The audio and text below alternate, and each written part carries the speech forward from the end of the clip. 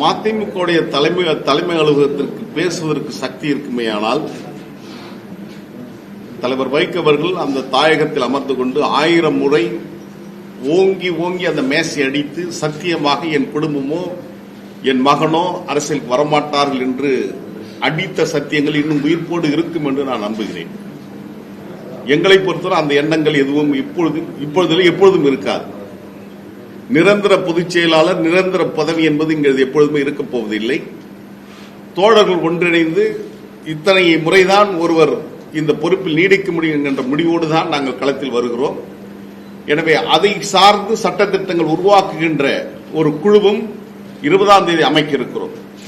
இது ஒரு ஜனநாயக பூர்வமான அமைப்பாக இருக்கும். நிச்சயம் மதிமுக எப்படி சர்வதிகார போக்கில் திசை மாறியதோ அதை போன்று அல்லாமல் நாங்கள் ஒரு ஜனநாயக பூர்வமான பண்பு நிலை உள்வாங்கிதான் எங்களுடைய அமைப்பை நிச்சயம் உருவாக்கும். அதில் வெற்றியும் பெறுவோம். எதிர்காலம் இது குறித்து பேசும்.